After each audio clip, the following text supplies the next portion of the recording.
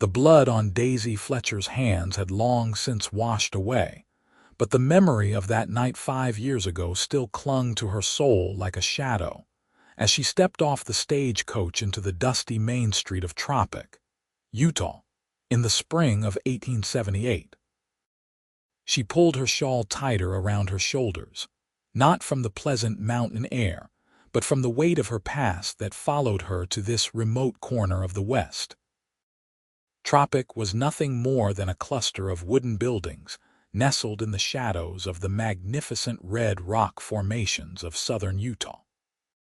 The town had sprung up near the fertile valley created by the Perrier River, a place where settlers believed they could carve out a living from the challenging land. For Daisy, it represented something far more important: a chance to start anew where no one knew her name or her story. She adjusted her simple blue traveling dress and clutched her small carpet bag, containing everything she owned in this world. At 32, the lines around her eyes told of hardships endured, but there remained an undeniable beauty in her delicate features, chestnut hair, and determined green eyes that had seen too much. "Madam, you need assistance with your trunk." The stagecoach driver gestured to her lone piece of luggage. "No, thank you. I can manage," Daisy replied, her voice carrying the subtle refinement of her Virginia upbringing, something she tried to mask in her new life. As the driver unloaded her trunk, Daisy surveyed the town that would be her home. The general store, a small church, a schoolhouse, and what appeared to be a modest hotel called the Red Rock Inn stood in a row along the main street. Several businesses, including a blacksmith and what looked to be a saloon, were scattered among simple homes. The town was small, but not so small that she couldn't fade into obscurity. "Boarding's at the end of the street," the driver said, nodding toward the Red Rock Inn. "Mrs. Whitaker runs a clean place. Tell her Benson sent you." Daisy nodded her thanks and began the walk down the dusty street, painfully aware of the curious glances from townsfolk. A new face in Tropic was an event worth noting, especially a woman traveling alone. The late afternoon sun cast long shadows across the street as she approached the inn, a two-story wooden structure with a small porch. Before she reached the steps, the door swung open and a man stepped out, nearly colliding with her. Daisy stepped back quickly, almost losing her balance. Strong hands steadied her. "Whoa there," came a deep voice. "My apologies, madam."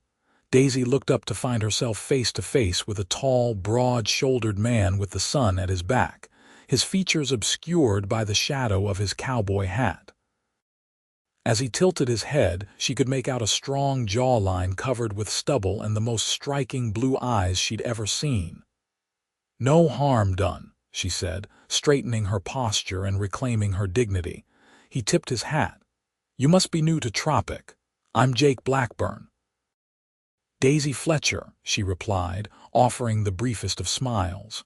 "Yes, I've just arrived." "Well, Miss Fletcher, Mrs." she corrected automatically, then regretted it immediately. The less people knew about her past, the better. Jake raised an eyebrow but didn't comment on the absence of a husband. "Mrs. Fletcher, then. Welcome to Tropic. If you need anything, I run the Broken Spur Ranch just outside of town." Daisy nodded politely. "Thank you, Mr. Blackburn." "Jake," he corrected with a smile that transformed his weathered face. "Folks around here aren't much for formalities." "I should get settled," Daisy said, uncomfortable with the warmth in his gaze. Men's attention had brought her nothing but trouble in the past. Jake stepped aside. "Of course. Mrs. Whitaker will take good care of you. I reckon we'll be seeing each other around town." Daisy offered a noncommittal nod and continued up the steps. As she entered the inn, she couldn't help but glance back. Jake Blackburn stood in the street, watching her with curious eyes before turning to mount a chestnut horse tied to the hitching post. Mrs. Whitaker, a plump woman with gray-streaked hair and kind eyes, greeted Daisy warmly. "Welcome to the Red Rock Inn, dear. You looking for a room?" "Yes, please. Benson, the stage driver, recommended you." "Benson's a good man," Mrs. Whittaker said with a nod. "Just passing through or planning to stay a while?" Daisy hesitated. "I'm hoping to make a home here, actually. I understand there might be a position available at the schoolhouse." Mrs. Whittaker's eyes brightened. "Indeed there is. Our last teacher, Miss Simpson, just married a rancher from Cedar City and left us in quite a pickle with 15 children and no teacher. You have experience." "I taught for several years back east," Daisy said. It wasn't a lie. She had taught at a girls' school in Richmond before her marriage. "Well, that's providential timing. The town council meets tomorrow evening. I'm sure they'd be eager to speak with you." Mrs. Whittaker led her to a modest but clean room on the second floor. "This can be yours for as long as you need. $1 a night includes breakfast and supper." After Mrs. Whittaker left, Daisy sat on the edge of the bed and finally allowed herself a deep breath. The journey from Denver had been exhausting but necessary. She had stayed too long in one place, and rumors had begun to circulate. A woman alone always invited speculation. Here in Tropic, perhaps she could find peace if her past didn't follow her. She unpacked her few belongings, carefully removing a small framed photograph from between layers of clothing. The glass was cracked across the face of the man in the image, her first husband, Edmund Fletcher. She stared at his handsome, cruel face for a long moment before tucking the photograph into the drawer of the bedside table, face down. That evening in the dining room, Daisy met a few of the town's residents who boarded at the inn. There was Frank Wilson, the elderly clerk from the general store, Rebecca Miller, a young widow who helped Mrs. Whittaker with the cooking and cleaning, and Thomas Hayes, who worked for the Territorial Land Office. They were polite but curious, and Daisy answered their questions with practiced vagueness. "Virginia." "That's a long way," Rebecca commented over beef stew and fresh bread. "What brings you all the way out west?" "A change of scenery," Daisy replied with a smile that didn't reach her eyes. "And the opportunity to teach again." "Well, we're surely glad to have you," Frank said. "Those young'uns need schooling, and not many qualified ladies want to come all the way out to Tropic." The conversation drifted to local matters, the summer drought concerns, plans for the town's Independence Day celebration, and the progress on the new church building. Daisy listened attentively, relieved that the focus had shifted away from her past. As supper concluded, the front door opened and Jake Blackburn entered with another man. They removed their hats as they approached Mrs. Whittaker. "Evening, Martha," Jake said. "Got room for 2 more. Been out checking fence lines all day, and Sam here is too tired to cook." "Always room for hungry men," Mrs. Whittaker replied cheerfully. "Sit yourselves down." Jake's eyes met Daisy's across the room, and he nodded in greeting. She returned the gesture stiffly before excusing herself from the table. As she climbed the stairs to her room, she felt Jake's gaze follow her, and it unsettled her in ways she couldn't quite define. The next morning, Daisy rose early and dressed in her best navy blue dress for her meeting with the town council. She pinned her hair in a simple but neat style, wanting to present herself as the respectable teacher she once was before everything changed. After breakfast, she set out to explore the town.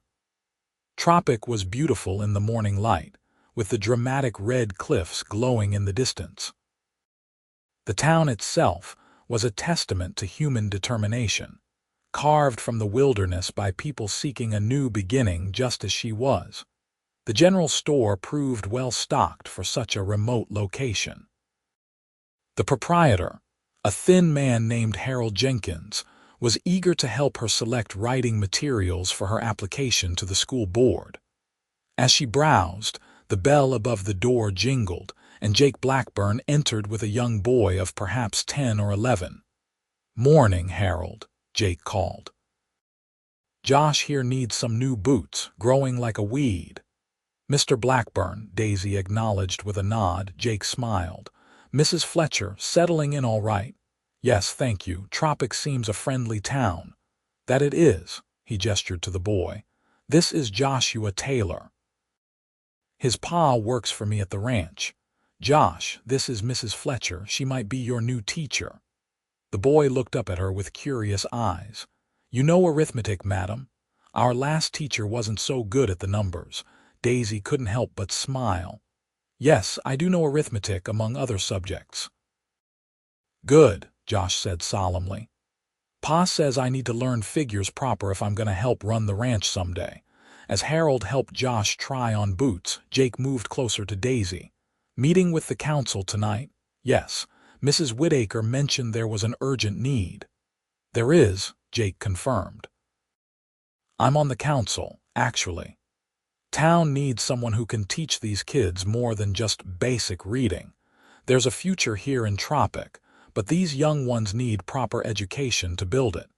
Daisy was surprised to find Jake Blackburn on the council. She had pegged him as just another cowboy, not someone involved in town governance. "You have a personal interest in the school." Jake's expression grew more serious. "I believe education is what separates civilization from chaos, even out here in the wilderness."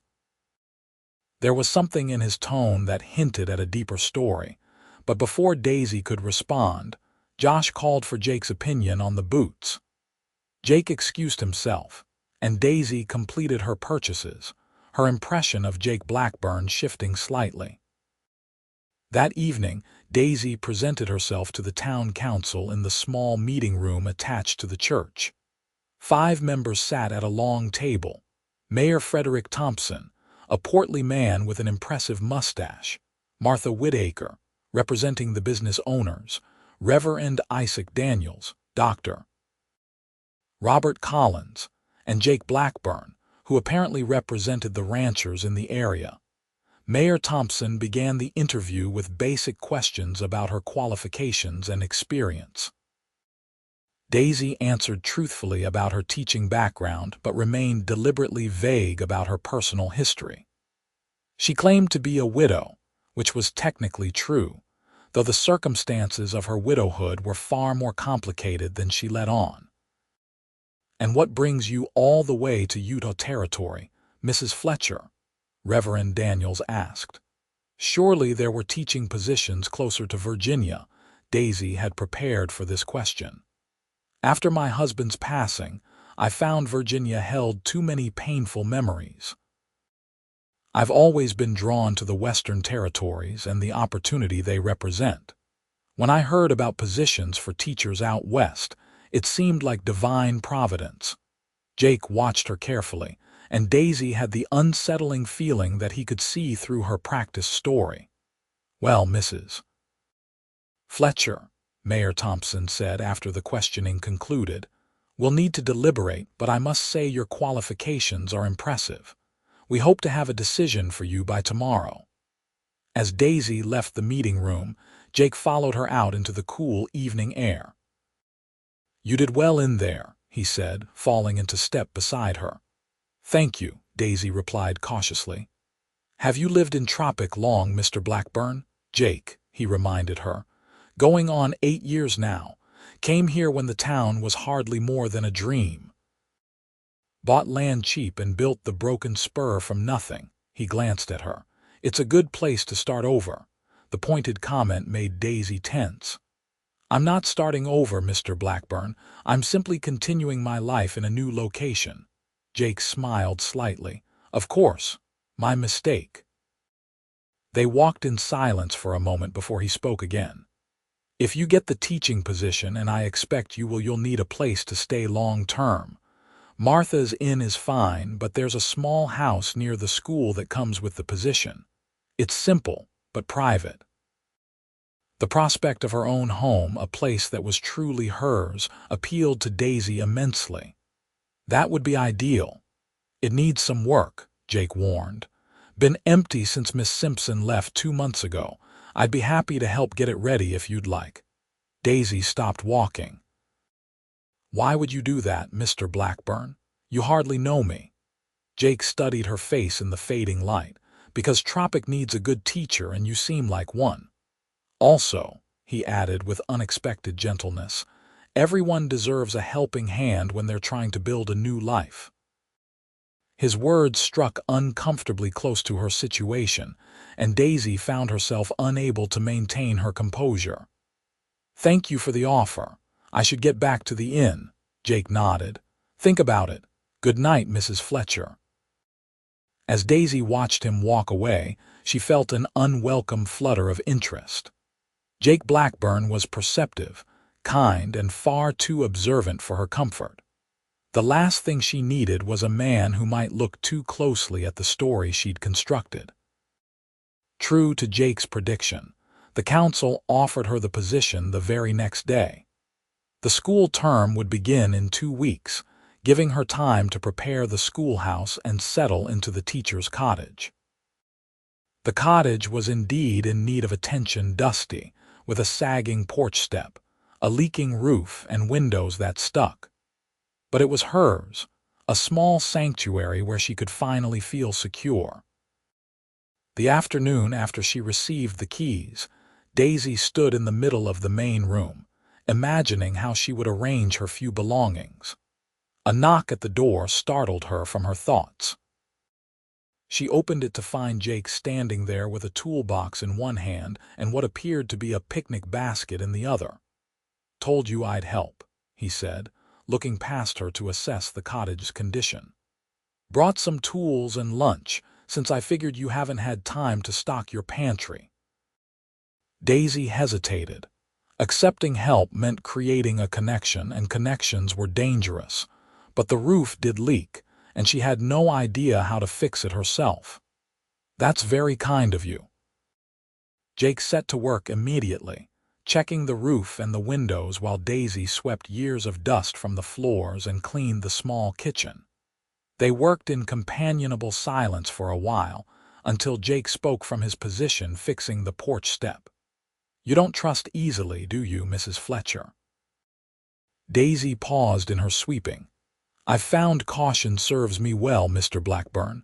Jake, he corrected for what seemed like the dozenth time, and I understand caution, but there comes a point where it turns into isolation. Perhaps isolation is what I prefer, she countered. Jake hammered a nail with more force than necessary.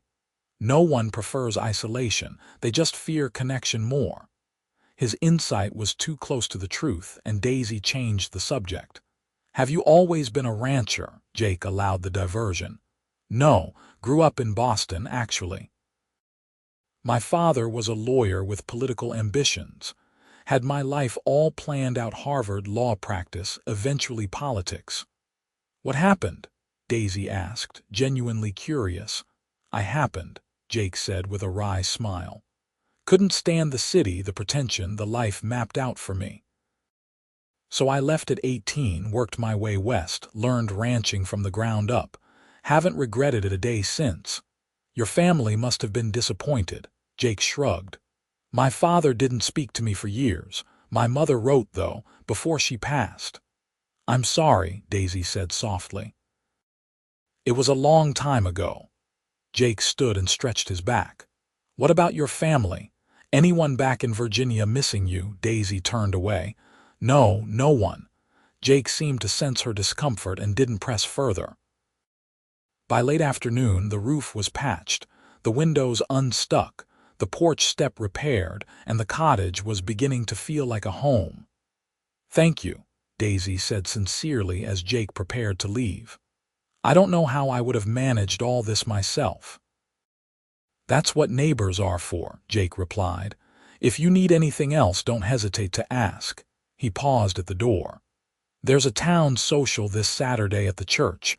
Good way to meet everyone before school starts. Daisy nodded noncommittally. Perhaps. I'll save you a dance, Jake said with a smile that made her heart skip unexpectedly. After he left, Daisy sat on her newly repaired porch step and watched the sunset paint the red cliffs in impossible shades of gold and crimson. For the first time in years, she allowed herself to imagine a future teaching the children of Tropic, tending her small garden, perhaps even making friends. It was a dangerous hope, but in that moment it seemed possible. The next 2 weeks passed in a flurry of preparation. Daisy cleaned and organized the schoolhouse, developed lesson plans, and met with parents. The 15 students ranged in age from 6 to 16, with varying levels of education. Some, like Josh Taylor, were eager to learn, while others viewed school as an unwelcome interruption to ranch work. Though she tried to keep her distance, Daisy found herself drawn into the community. Mrs. Whittaker invited her to afternoon teas, Rebecca Miller helped her sew new curtains for the cottage, and Dr. Collins lent her books for the school library. Even Reverend Daniels, initially reserved, warmed to her after she offered to help with the church's Sunday school. Jake Blackburn remained a constant, if unsettling, presence. He would appear unexpectedly bringing vegetables from his garden, offering to chop firewood, or simply stopping by to check if she needed anything. His kindness was undemanding, but Daisy sensed something more in his attentions, something she wasn't ready to acknowledge. The night of the social arrived, and after much deliberation, Daisy decided to attend. She wore her best dress, a forest green that brought out her eyes, and arranged her hair in a style more elaborate than her usual simple bun. As she studied her reflection, she barely recognized the woman looking back at her. For 5 years, she had made herself invisible, unremarkable. Tonight, she looked like someone who belonged. The church was transformed with lanterns and wildflowers, and a small band of local musicians played lively tunes. Nearly everyone in Tropic had turned out, from infants to elders. Daisy was greeted warmly, introduced to those she hadn't yet met, and made to feel welcome. It was disorienting after so long on the edges of society. "You came," Jake's voice came from behind her. She turned to find him looking more polished than usual, his dark hair slicked back, his shirt crisp and white against his tanned skin. "It seemed rude to refuse," Daisy replied, trying to ignore the way her pulse quickened at his presence. Jake grinned. "So it's only good manners that brought you here, not my promise of a dance." Before she could respond, Mayor Thompson approached with his wife, and the conversation turned to preparations for the school term. Jake was pulled away by Joshua's father, but his eyes found hers across the room throughout the evening. When the band struck up a waltz, Jake appeared at her side. "I believe I promised you a dance, Mrs. Fletcher." Daisy hesitated. Dancing meant proximity, his hand at her waist, his eyes on hers. "I'm not much of a dancer." "Neither am I," Jake admitted, "but I'd be honored all the same." Perhaps it was the music, or the warmth of the community around her, or simply the genuine kindness in Jake's eyes, but Daisy found herself placing her hand in his. "One dance, Mr. Blackburn." His hand was warm and strong at her waist as he led her in a simple waltz. Despite his claim, Jake moved with surprising grace for a man his size. Daisy tried to maintain a proper distance, but the crowd of dancers pressed them closer together. "See, not so terrible," Jake murmured, his breath warm against her hair. "The evening is still young," Daisy quipped, surprising herself with the teasing tone. Jake laughed, and the sound resonated through her. "You should do that more often." "Dance, smile," he said softly. "It transforms you." The intimacy of the comment flustered her, and Daisy looked away. "You're too forward, Mr. Blackburn. And you're too guarded, Mrs. Fletcher." The waltz ended, and Daisy stepped back quickly. "Thank you for the dance." "My pleasure," Jake said, his eyes lingering on her face a moment too long. For the rest of the evening, Daisy avoided being alone with Jake, though she felt his gaze following her. She left early, claiming the need to prepare for the first day of school, but in truth, she needed to escape the confusing feelings Jake stirred within her. The school term began successfully, with all 15 students present and relatively attentive. Daisy quickly established herself as firm but fair, earning the children's respect through her knowledge and patience. She divided them into 3 groups based on ability rather than age, which allowed her to challenge the advanced students while supporting those who needed extra help. Weeks passed, and Daisy settled into the rhythm of life in Tropic. Her days were filled with teaching, and her evenings with grading papers and preparing lessons. She joined the ladies' quilting circle and attended church regularly. Slowly, cautiously, she began to believe that perhaps she had found a true home. Jake remained a persistent presence in her life. He would walk her home from church on Sundays, bring Josh for extra arithmetic lessons, and somehow always knew when her woodpile was getting low. Daisy maintained a careful distance, but she couldn't deny the growing attraction she felt toward the rancher with the kind eyes and gentle manner. One crisp October afternoon, as the students were dismissed for the day, Daisy noticed a commotion outside. A rider was galloping into town, his horse lathered and heaving. As the man dismounted in front of the general store, she recognized one of Jake's ranch hands, Sam Miller. Concerned, Daisy gathered her shawl and stepped outside. A small crowd had gathered, and she could hear Sam's urgent voice. "Fire at the east pasture. Jake's trying to get the cattle moved, but we need men and wagons with water barrels." Mayor Thompson began organizing the men, and Daisy watched as wagons were hastily loaded with barrels from the town well. Without thinking, she approached Sam. "Is there anything I can do to help?" Sam wiped sweat from his brow. "Jake said to keep the women and children in town, madam. Fire's moving fast with this wind." "I'm not asking permission, Sam. I'm asking how I can help," Daisy said firmly. "I grew up on a farm in Virginia. I know my way around animals and fires." Sam hesitated, then nodded. "We need every hand. Can you ride?" "Yes." "Then come." "We need help moving the horses from the barn. It's in the fire's path." Daisy hitched a ride on one of the wagons heading toward the broken spur. As they crested the hill overlooking the ranch, she gasped at the wall of flames consuming the dry grassland beyond the main buildings. Men on horseback were frantically driving cattle away from the fire line, while others used wet blankets to beat back flames near the barn. She spotted Jake immediately, his shirt blackened with soot, directing men as they formed a bucket brigade between the well and the edge of the fire.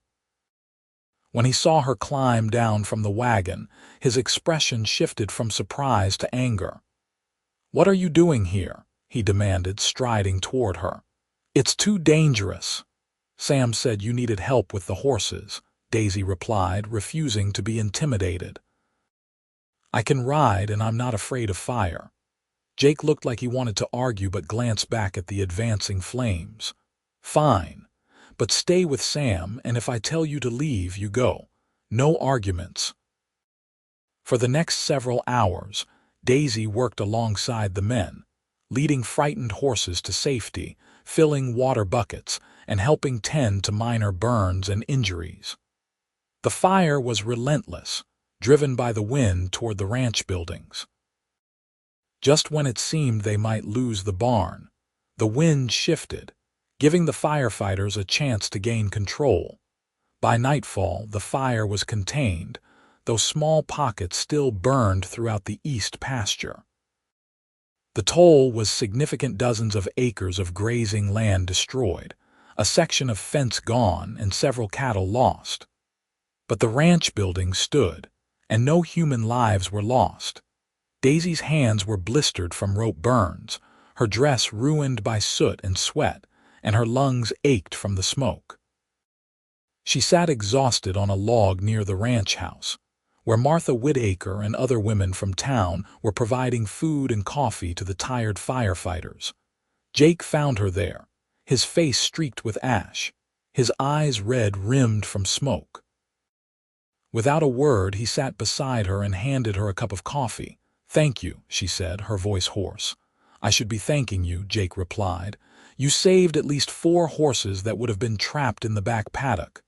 He looked at her hands and frowned. "You're hurt." "It's nothing." Jake took her hands gently in his, turning them to examine the blisters. "These need to be cleaned and bandaged." Before she could protest, he called to Dr. Collins, who came over with his medical bag. As the doctor treated her hands, Jake remained beside her, his shoulder touching hers. The simple contact felt like an anchor in the chaos of the day. "You're full of surprises, Daisy Fletcher," Jake said quietly. It was the first time he had used her given name, and it affected her more than she cared to admit. "How did the fire start?" she asked, changing the subject. Jake's expression darkened. "Not naturally. Found evidence that someone said it deliberately. Who would do such a thing? I have my suspicions." Jake ran a hand through his ash-covered hair. "There's a land speculator, Charles Whitman, who's been trying to buy up property around here. He's not pleased that I won't sell." Daisy felt a chill that had nothing to do with the night air. "You think he would go this far? Men like Whitman do whatever it takes to get what they want," Jake said grimly. "I've crossed paths with his kind before, Doctor." Collins finished bandaging Daisy's hands and moved on to other patients. Jake stood, offering her his hand. "Come on, I'll take you home. You need rest, and school starts early tomorrow." "I can't possibly teach like this," Daisy protested, looking at her bandaged hands. "The children can have a day of reading and oral lessons," Jake suggested. "Or you could cancel classes. No one would fault you after today." Daisy shook her head. "Education doesn't wait for blisters to heal. I'll manage." Jake smiled, and the warmth in his eyes made Daisy's heart stumble. "You're a remarkable woman, Daisy Fletcher." The ride back to town was quiet, both of them too exhausted for conversation. Jake insisted on seeing her to her cottage door, checking that she had everything she needed for the night. "Thank you for your help today," he said as he turned to leave. "It meant a lot to the ranch and to me." Impulsively, Daisy reached out and touched his arm. "I'm glad I could help." Jake covered her bandaged hand with his, the gesture tender. For a moment they stood connected, something unspoken passing between them. Then Jake stepped back. "Good night, Daisy." "Good night, Jake." As she watched him walk away, Daisy acknowledged what she had been denying for weeks: she was falling for Jake Blackburn. The realization was both thrilling and terrifying. Opening her heart meant risking exposure, and her secret was too dangerous to share. The next few days were challenging as Daisy taught with bandaged hands, but the children were surprisingly helpful and well-behaved, eager to assist their injured teacher. Word of her bravery at the fire had spread throughout Tropic, elevating her status from newcomer to respected community member. Jake visited every evening to check on her recovery, bringing small gifts: fresh eggs, a jar of honey, wildflowers from the unburned section of his land. Their conversations grew deeper, more personal, though Daisy carefully steered away from any discussion of her past. One evening, as they sat on her porch watching the stars emerge, Jake turned to her with unusual seriousness. "Daisy, I need to go to Salt Lake City for a few days. There's trouble brewing with Whitman, and I need to speak with some people at the Territorial Land Office." "You think he'll try something else?" Daisy asked, concerned. "I don't know, but I want to be prepared." Jake hesitated. "Would you keep an eye on Josh while I'm gone? His father's coming with me, and the boy needs someone to look after him." "Of course," Daisy agreed immediately. "He can stay here. I have the spare room." Jake smiled, relief evident in his expression. "Thank you, we'll leave tomorrow and should be back in a week at most." "Be careful," Daisy said softly. "Men like Whitman rarely play fair." "I can handle Charles Whitman," Jake assured her. "I've dealt with worse." The way he said it made Daisy wonder about the parts of Jake's past he hadn't shared. There was steel beneath his gentle exterior, a hardness that spoke of battles fought and won. Jake departed the next morning, leaving Josh in Daisy's care. The boy was a delight, intelligent, curious, and eager to help around the cottage. Having him there filled an emptiness Daisy hadn't realized existed, reminding her of the children she had once hoped to have. 3 days after Jake's departure, Daisy was closing up the schoolhouse when she noticed a stranger tying his horse outside the general store, a well-dressed man in a city suit that looked out of place in Tropic. Something about his confident stride and the way he surveyed the town set Daisy's nerves on edge. She gathered her books quickly and hurried toward her cottage, not wanting to cross paths with the stranger. But as she passed the general store, the man emerged and called out to her. "Excuse me, madam, might I have a word?" Daisy reluctantly stopped, maintaining a cautious distance. "Yes, Charles Whitman," the man introduced himself with a smile that didn't reach his eyes. "I understand you're the town's teacher." Daisy's heart raced at the name. This was the man Jake suspected of setting the fire. "Yes, I'm Mrs. Fletcher." "Delighted," Whitman said, approaching closer than Daisy found comfortable. "I'm interested in the development of Tropic, including its educational facilities. Might I walk you home?" "I'd like to discuss some potential improvements to the school." "I'm afraid I'm in a hurry," Daisy declined. "I have a student waiting for me, perhaps another time." Whitman's smile tightened. "Of course, I'll be in town for several days." "I understand you're looking after young Joshua Taylor while his father and Blackburn are away." The question felt like a threat. "I really must go," Daisy said, moving past him. Whitman called after her. "Give my regards to Blackburn when he returns. Tell him I'm more determined than ever to acquire his land one way or another." Daisy hurried back to her cottage, where Josh was waiting on the porch. She kept her expression calm, not wanting to frighten the boy, but inside she was deeply unsettled. Whitman's presence in Tropic while Jake was away couldn't be coincidental. That night, after Josh was asleep, Daisy sat at her kitchen table, debating what to do. She could send a telegram to Jake in Salt Lake City, but that might create unnecessary alarm. And what exactly would she report? Whitman had done nothing overtly threatening.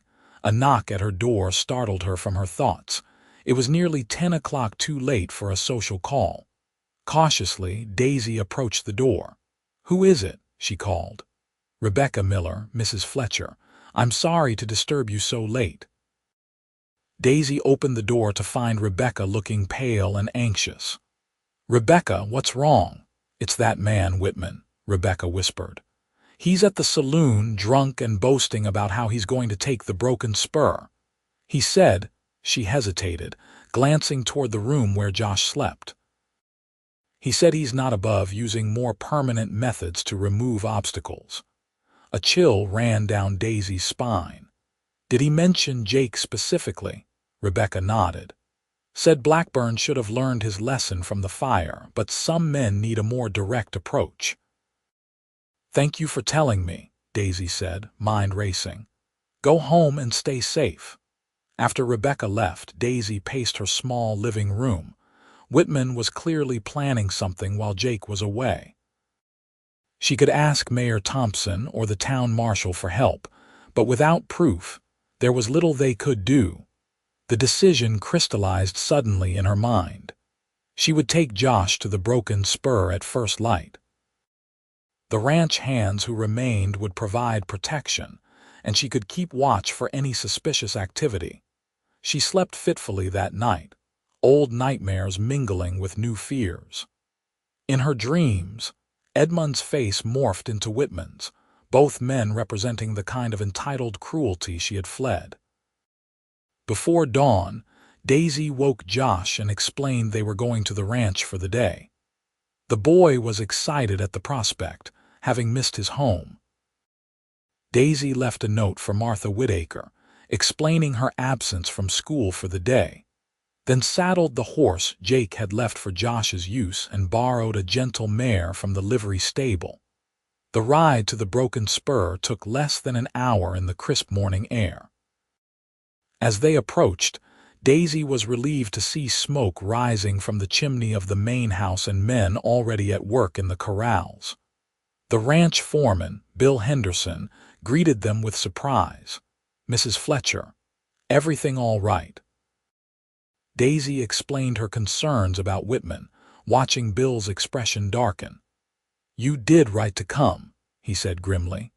"We've been keeping extra watches since the fire, but another pair of eyes won't hurt." Josh ran off to check on his favorite horses, while Bill escorted Daisy to the ranch house. It was Daisy's first time inside Jake's home, and she was struck by the unexpected elegance of the furnishings. Fine Eastern carpets covered the plank floors, bookshelves lined the walls of the study, and the furniture was solid and well crafted. It spoke of a man with refined tastes, at odds with Jake's rugged exterior. "Boss likes his comforts," Bill said, noticing her surprise. "Man reads more books than anyone I know." "It's not what I expected," Daisy admitted. "Jake Blackburn's full of surprises," Bill replied with a knowing smile. "Coffee's hot if you want some. Make yourself at home while I check on the men." Left alone, Daisy wandered through the front rooms of the house. Everywhere she looked, she saw evidence of Jake's complex character books on law and literature. A fine chess set, photographs of Eastern cities alongside rugged Western landscapes. In the study, a framed Harvard diploma hung on the wall, contradicting Jake's claim that he had left at 18 before college. The sound of hoofbeats outside drew her attention. Moving to the window, Daisy felt her blood freeze. Charles Whitman was riding up to the house, accompanied by 3 rough-looking men. She hurried to the door, reaching it just as Bill confronted the visitors. "This is private property, Whitman," Bill said, hand resting meaningfully on his holstered pistol. The other ranch hands had noticed the commotion and were moving closer, tools in hand. Whitman smiled coldly. "I'm simply making a business call, Henderson. Is Blackburn back yet?" "Boss isn't here and you're not welcome. State your business and leave." "My business is with Blackburn," Whitman replied. His gaze shifted to Daisy standing in the doorway. "Mrs. Fletcher, what a surprise finding you here, playing house while the master's away." The insinuation made Daisy's cheeks burn, but she kept her voice steady. "I brought Josh to visit the ranch. Mr. Whitman, I believe you were told to leave." Whitman's expression hardened. "This land will be mine one way or another. Blackburn can sell willingly or face the consequences." "Is that a threat?" Bill demanded, stepping forward. One of Whitman's men moved his coat aside, revealing a holstered gun. The tension in the yard was palpable as both sides squared off. "Just a promise," Whitman said smoothly. "A promise that things will get very uncomfortable for anyone standing in my way." His gaze lingered on Daisy. "Anyone." "Get off this land," Bill ordered, drawing his pistol. For a tense moment, Daisy thought violence would erupt in the yard. Then Whitman raised his hands in mock surrender. "We're going, but I'll be back when Blackburn returns. This isn't over." As they rode away, Daisy released the breath she'd been holding. Bill turned to her, face grim. "Mrs. Fletcher, I think you and Josh should stay here until the boss returns." "Not safe for you in town with Whitman making threats." Daisy wanted to argue but knew he was right. Whitman had clearly included her in his threats, and Josh would be safer here with the men watching over him. "All right. I'll need to send word to Mrs. Whitaker about the school." "I'll send one of the boys," Bill assured her. "Meanwhile, you're welcome to the boss's quarters.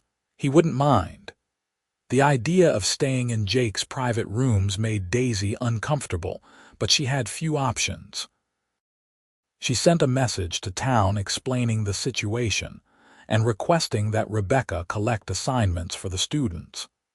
Then she settled in to wait, trying not to feel like she was intruding in Jake's personal space. That night, after Josh was asleep in his own room, Daisy sat in Jake's study, examining the books that lined the shelves. Many were legal texts, some with margin notes in Jake's handwriting. She carefully opened one, finding complex annotations that revealed a sharp legal mind. Jake Blackburn, she realized, was not merely a rancher who had rejected his father's plans. He had completed his education, perhaps even practiced law, before coming west. Why had he hidden this part of his past? What had driven him from a promising legal career to the isolation of a Utah ranch? The questions plagued her as she finally retired to the guest room, refusing to sleep in Jake's bed despite Bill's insistence that it would be more comfortable. As she drifted into uneasy sleep, Daisy acknowledged the irony. She, who guarded her own secrets so carefully, was troubled by the mysteries in Jake's past. The next morning brought no sign of Whitman, though Bill maintained extra guards around the property. Daisy spent the day helping Josh with his studies and assisting the ranch cook with meals for the men. The physical work was a welcome distraction from her worries. That evening, as she sat on the porch watching the sunset paint the cliffs, the sound of approaching riders drew her attention. Her heart leapt when she recognized Jake's tall figure leading a small group of men, including Josh's father, Dan Taylor. Josh raced across the yard, and Dan dismounted quickly to sweep his son into a tight embrace. Jake handed his reins to one of the men and strode toward the house, his eyes fixed on Daisy. "Are you all right?" he asked as he reached the porch, his voice rough with concern. "Bill's man reached us on the road with news about Whitman." "We're fine," Daisy assured him. "Though your foreman thought it best we stay here until you returned." Jake nodded, his expression grim. "Bill made the right call. Whitman's more dangerous than I realized." He glanced around the yard. "Let's talk inside." Once in the privacy of the house, Jake explained what he had learned in Salt Lake City. "Whitman's not just a land speculator. He's working for the Central Pacific Railroad. They're surveying routes for a new line, and they've decided the path through Broken Spur is ideal." "Can they force you to sell?" Daisy asked. "Not legally, but the railroad has ways of getting what it wants." Jake ran a hand through his hair, a gesture Daisy had come to recognize as a sign of his frustration. "I've dealt with their kind before in my previous life. As a lawyer." Daisy asked quietly. Jake looked at her sharply. "How did your books, your diploma? They tell a different story than the one you shared with me." For a moment Jake was silent, studying her face. Then he sighed. "Yes, I was a lawyer, a good one for a time. I worked for a firm in Boston that specialized in corporate law, including railroad interests." His voice hardened. "I saw firsthand how they operate, bribing officials, intimidating landowners, destroying lives for profit." "What changed?" Daisy asked. "Why did you leave?" Jake moved to the window, looking out at the land he had built. "I was assigned to a case in western Massachusetts. A farmer refused to sell to the railroad. My job was to find a legal way to force him out." He paused. "They set fire to his barn. His wife died in that fire." Daisy's hand flew to her mouth. "Oh, Jake, I couldn't prove the railroad was responsible, but I knew. That's when I walked away from the case, from the firm, from that life." Jake turned back to her, his eyes haunted. "I came west to build something honest, something I could be proud of. And now the past has followed me." The pain in his voice touched something deep within Daisy. Without thinking, she moved to him, placing her hand on his arm. "You're not alone in this fight." Jake covered her hand with his touch warm and strong. "That means more than you know." He looked down at her, his expression softening. "Daisy, there's something." A knock at the door interrupted him. Bill Henderson entered, removing his hat. "Boss, we've got trouble. Ryder just came in from town. Whitman's gathering men at the saloon, making threats. Word is they're planning to come out here tonight." Jake's expression hardened. "How many?" "Maybe a dozen. Hired guns, mostly." "Get the men ready," Jake ordered, "and send someone to town for the marshal." As Bill left, Jake turned to Daisy. "You should take Josh back to town to safety." Daisy shook her head. "The road to town might not be safe if Whitman's men are about. Besides, she hesitated, then squared her shoulders. "I'm not leaving you to face this alone." Jake studied her face, then nodded slowly. "All right. But I want you and Josh in the root cellar if there's trouble. Promise me." "I promise," Daisy said, though she had no intention of hiding if Jake's life was in danger. The next few hours were tense as the ranch prepared for a possible attack. The men positioned themselves around the property. Windows were shuttered, and weapons were distributed. Daisy helped prepare food for the men, trying to keep Josh distracted from the ominous preparations. As darkness fell, Dan Taylor took Josh to the root cellar, despite the boys' protests. Daisy was supposed to join them, but instead she found Jake in his study, loading a rifle. "You should be with Josh," he said without looking up. "In a moment," Daisy replied. She moved to the desk where Jake had laid out several pistols. "I can shoot, you know." Jake paused, looking at her with surprise. "Can you?" "My father taught me." Before Daisy stopped, unwilling to venture into her past. "Yes, I can shoot." Jake considered her for a moment, then handed her a small revolver. "I'd still prefer you in the cellar, but if it comes to it, this is easier to handle than a rifle." The weight of the gun in her hand brought back unwelcome memories, but Daisy pushed them aside. This time, she wasn't a victim.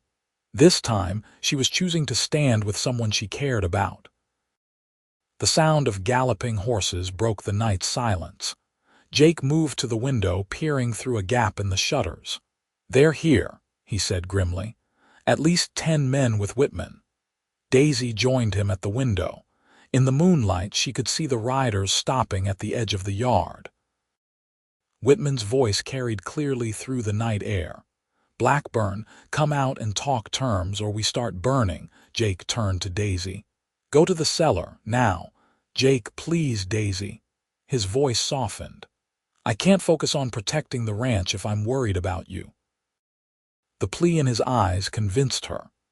Daisy nodded and made her way to the back of the house, descending the stairs to the root cellar where Dan and Josh waited. But as she reached the bottom step, a terrible clarity came over her. She had run from danger once before, hiding while violence erupted around her. She had promised herself never to be that helpless again. "Mrs. Fletcher." Dan looked up as she entered. "What's happening?" "Whitman and his men are here," she said, her mind racing. "Dan, I need you to stay with Josh." "I have to go back up." "But boss said—" "I know what Jake said," Daisy interrupted, "but I also know what happens when good men face evil alone." She checked the revolver Jake had given her. "Keep Josh safe." Before Dan could protest, Daisy climbed back up the stairs. Instead of returning to the main house, she moved through the shadows toward the barn, where she had seen several of Jake's men positioned. If she could reach Bill Henderson, perhaps there was a way to outflank Whitman's men. She had nearly reached the barn when a rough hand seized her arm, spinning her around. She found herself face to face with one of Whitman's hired guns, a bearded man with cruel eyes. "Well, what do we have here?" he sneered. "A little night bird out of her nest." Daisy didn't hesitate. She brought the revolver up and pressed it against the man's chest. "Let go of me," she said, her voice deadly calm. The man's eyes widened, but he didn't release her. "You won't shoot, lady, not in cold blood." "I've killed before," Daisy said, the admission falling from her lips before she could stop it. "I won't hesitate to do it again." Something in her voice must have convinced him, because the man slowly released her arm. But before either could move, a shot rang out from the direction of the house, followed by more gunfire. "Get down!" Bill Henderson's voice shouted from the barn doorway. Daisy dropped to the ground as Bill fired at the bearded man, who returned fire before running for cover. The night erupted into chaos as shooting broke out across the ranch yard. Caught in the open, Daisy crawled toward the partial shelter of a water trough, bullets whizzing overhead.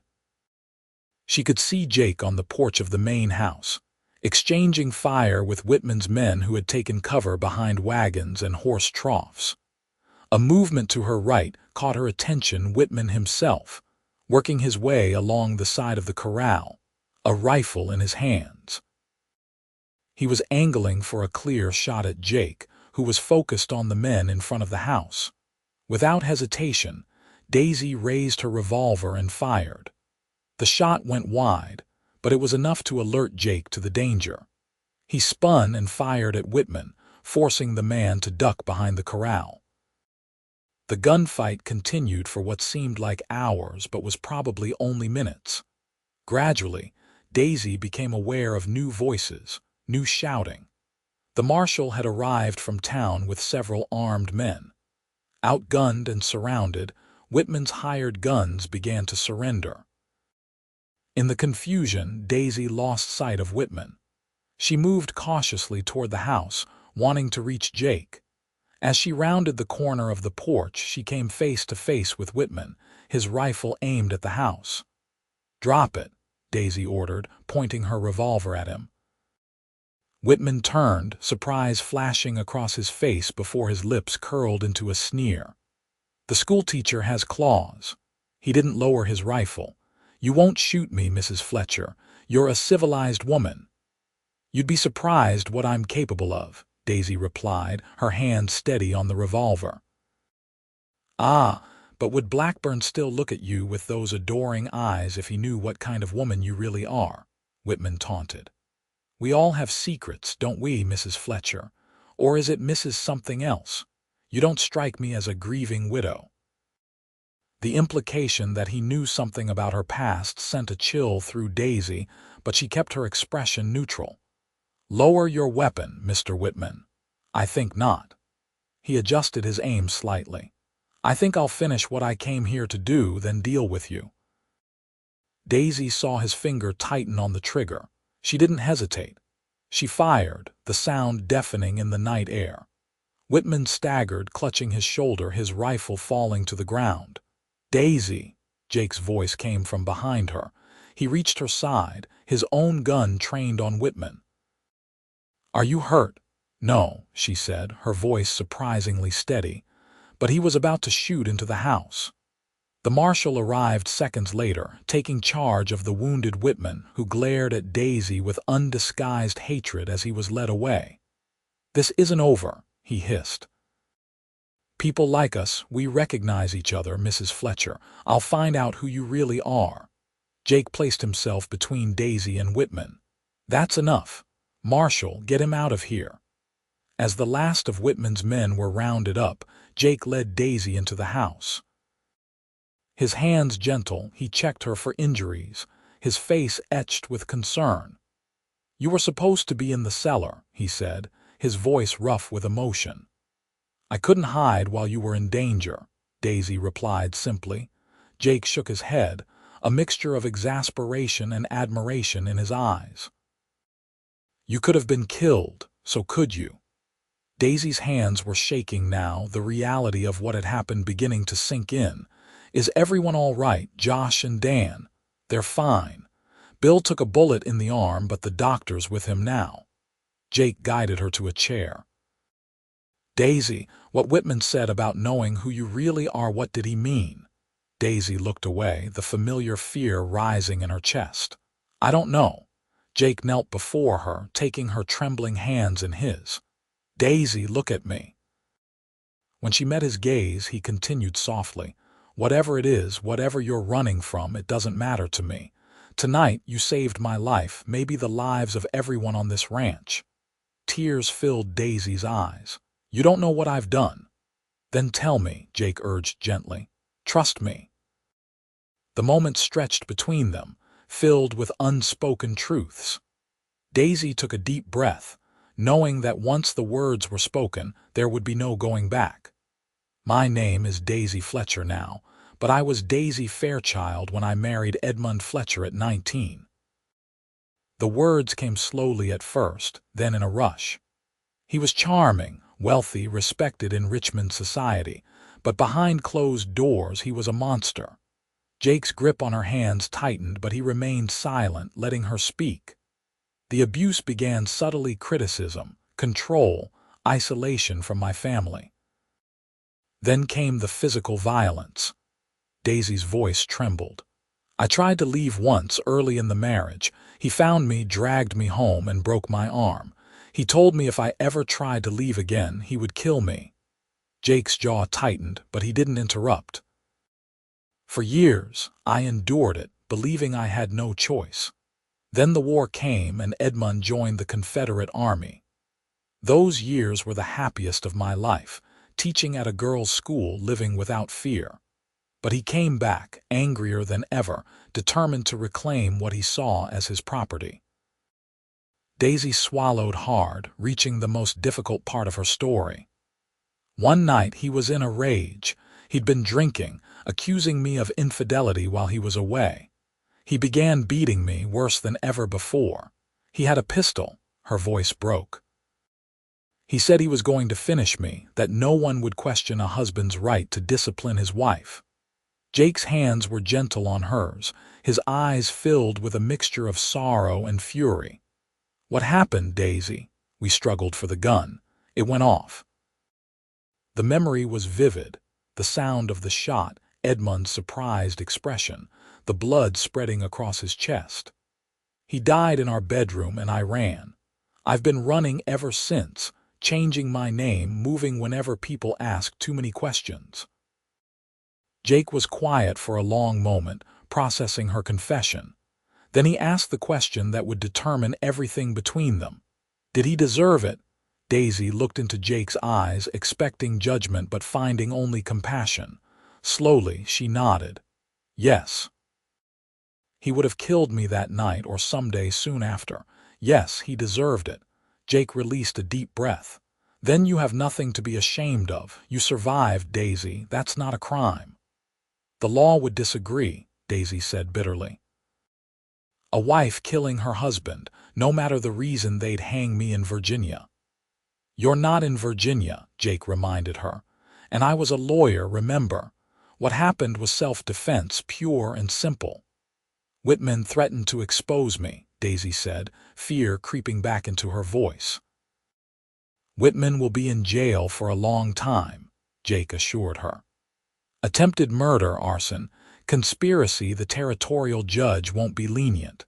And if he does try to spread rumors, well, this is the West. People respect strength and survival more than society's rules." Jake raised a hand to her cheek, gently brushing away a tear. "Daisy, when I saw you facing Whitman tonight, I realized something. I've been falling in love with you since the day you arrived in Tropic." The confession stole Daisy's breath. "Jake, you don't need to say anything," he interrupted. "I know it's too soon, that you have reasons to be cautious. I just wanted you to know that your past doesn't change how I feel. If anything, knowing what you've endured and overcome makes me admire you even more." Daisy felt something inside her shift, as if a heavy burden had finally begun to lighten. "I've been afraid for so long," she whispered. "Afraid to trust, to stay in one place, to care for anyone." "You don't have to be afraid anymore," Jake promised. "Not here, not with me." The next few days were a blur of activity. The marshal arrested Whitman and his men, charging them with attempted murder and various other crimes. Jake pressed charges against the railroad as well, using his legal knowledge to file complaints with the territorial government about their strong-arm tactics. Daisy returned to teaching, though rumors of her bravery during the gunfight had spread throughout Tropic, earning her a new level of respect from both students and parents. No one seemed to question her past or where she had learned to handle a gun. Jake visited her cottage each evening, sometimes bringing dinner, sometimes just sitting with her on the porch, talking about their days.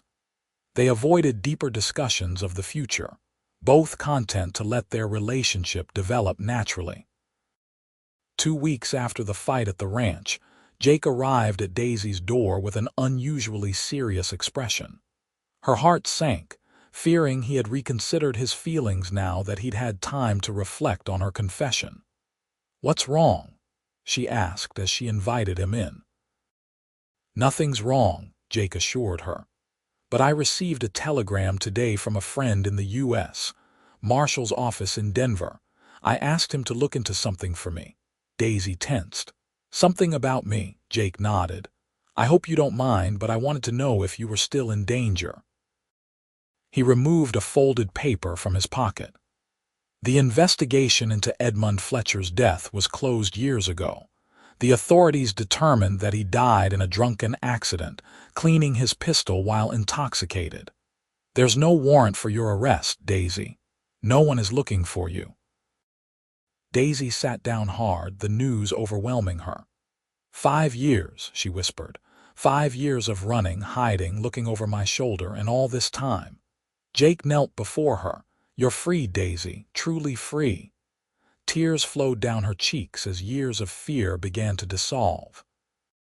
Jake held her through the storm of emotions, his presence solid and comforting. When she finally calmed, Jake reached into his pocket again. "There's something else I wanted to ask you." He opened his hand to reveal a simple gold ring with a small diamond.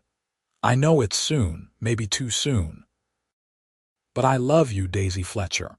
I want to build a life with you if you'll have me." Daisy stared at the ring, a symbol of a commitment she had once viewed with terror, but this was different. Jake was different. "Are you certain?" she asked. "With everything you know about me?" "I've never been more certain of anything in my life," Jake replied. "You're the strongest, bravest woman I've ever known. I don't want to pressure you. If you need time," Daisy silenced him with a kiss, her first initiation of such intimacy between them. When she pulled back, she was smiling through her tears. "Yes, Jake Blackburn, yes, I will marry you."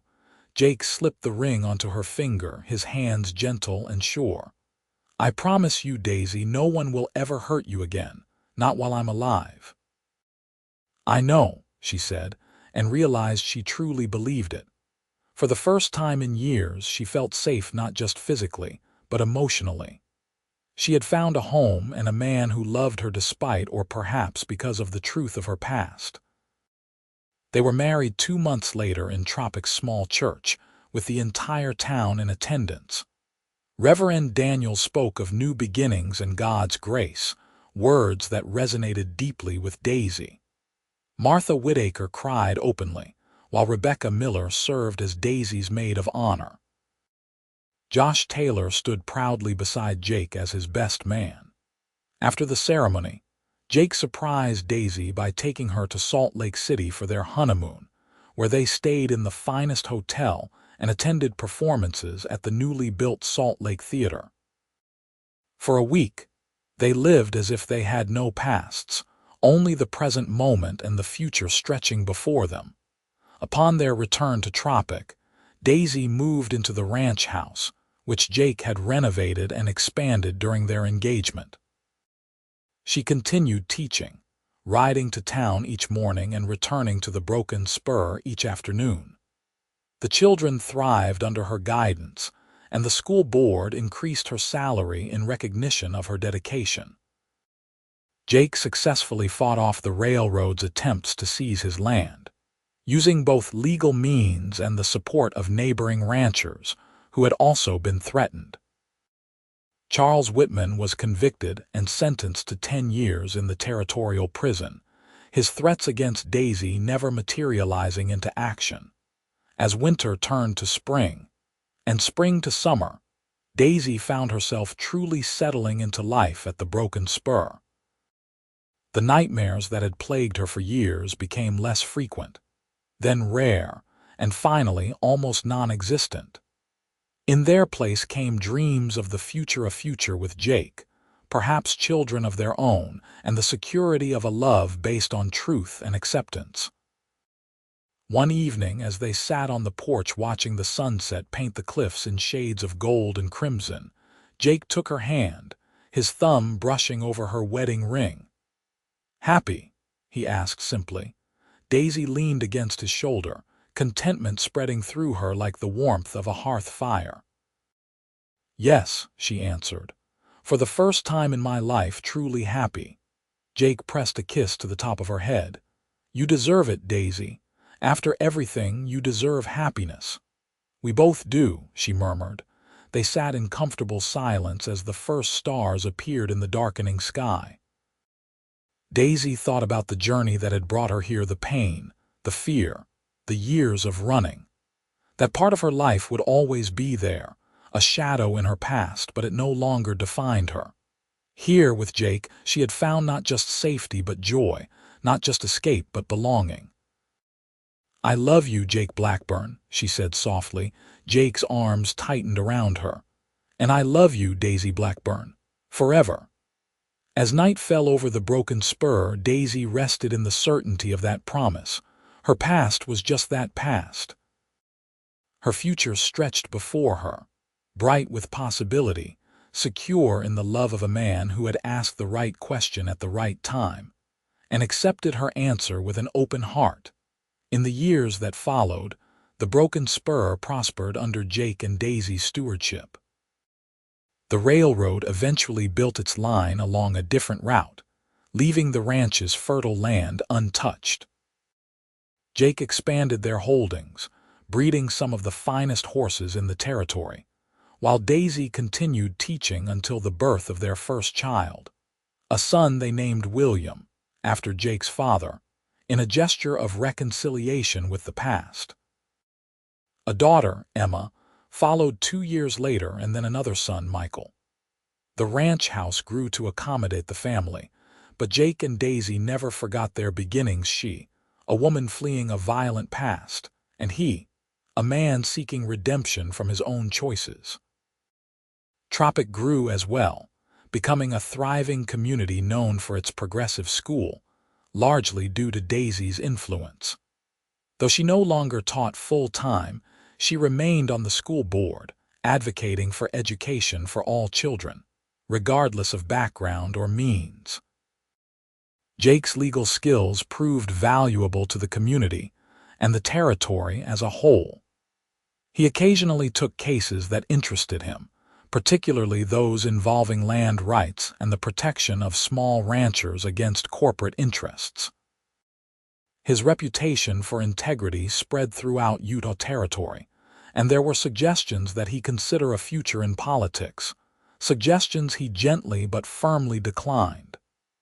"My ambitions are here," he would say, gesturing to the ranch and the family he had built with Daisy. Daisy's past remained a private matter between them, though over time, she shared parts of her story with Martha Whitaker and Rebecca Miller, who had become dear friends.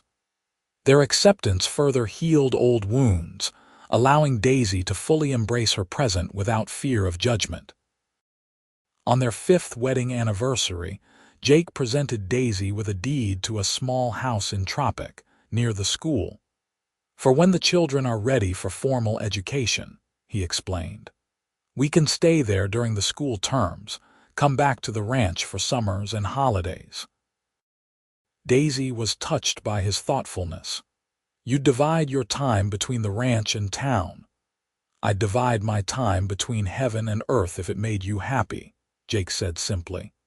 "Besides, the foreman can handle things here when we're in town. The children's education is important." It was this blend of practicality and devotion that had made their partnership so strong. They approached problems together, each bringing their strengths to find solutions that worked for the whole family. As their children grew, Daisy sometimes saw shadows of her own experiences in their developing personalities. William had her caution, her watchfulness. Emma possessed her determination and resilience. Michael had her gentle heart, but also her fierce protectiveness of those he loved. But none of them carried her fears or her burdens. They were children of love and safety, of certainty and belonging. On winter evenings, the family gathered in the ranch house's large living room. Jake read aloud from books he had loved in his youth, while Daisy taught the children music and art. They played games, told stories, and built the kind of family memories that neither Jake nor Daisy had experienced in their own childhoods. Occasionally, Daisy would catch Jake watching her with their children, a look of wonder on his face, as if he couldn't quite believe the life they had created together. In those moments, she felt the same astonishment that out of so much pain and loss could come such profound joy. 20 years after Daisy stepped off the stagecoach into the dusty main street of Tropic, she stood on the porch of the broken spur, watching her eldest son ride out with Jake to check the far pastures. William, now 19, sat tall in the saddle, his father's son in every way that mattered. Emma, at 17, was inside helping prepare dinner, already showing signs of the capable woman she would become. She had her mother's eyes and her father's laugh, a combination that had already broken more than one young man's heart in Tropic. 15-year-old Michael sat on the porch steps, whittling a piece of wood, his brow furrowed in concentration.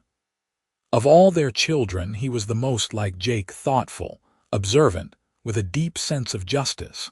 As Daisy watched her family, a sense of profound gratitude washed over her. The frightened woman who had fled Virginia with blood on her hands seemed like someone from another lifetime, another world. The choices she had made, both desperate and hopeful, had led her here, to this life that once would have seemed impossible. That evening, after the children had gone to bed, Daisy sat with Jake on the same porch where they had spent so many evenings over the years. Gray streaked his dark hair now, and lines of experience marked his face, but his blue eyes still held the same warmth when they looked at her. "Penny for your thoughts," he said, taking her hand as he had countless times before. Daisy smiled. "I was thinking about the day we met when I almost knocked you over outside the inn." Jake chuckled. "Best collision of my life. Did you know even then," she asked curiously, "that we would end up here?" "Not specifically," Jake admitted, "but I knew you were different. There was something in your eyes, strength, courage, even when you were trying to hide it." "I was terrified," Daisy confessed, "of being found out, of connecting with anyone." "I know." Jake squeezed her hand. "That made your trust all the more precious when it came." Daisy leaned her head against his shoulder, comfortable in the silence that followed. After a while, she spoke again. "Do you ever regret asking me that question?" Jake didn't need clarification. In 20 years of marriage, they had revisited that pivotal moment many times. "Never," he said firmly. "Not for a single moment." "Nor I answering it," Daisy said softly. As the stars emerged above the broken spur, Daisy Fletcher Blackburn rested in the certainty of her choices, and the love that had given her a second chance at life. The past would always be a part of her story, but it was the chapters she had written with Jake that defined her now, chapters filled with courage, honesty, and a love that had healed them both. In the gentle night air of Tropic, Utah, far from the shadows of Virginia, Daisy had found not just escape but redemption, not just survival but triumph. And in the simple question Jake had asked, did he deserve it? And his acceptance of her answer, she had found something even more precious. the freedom to be truly known and truly loved.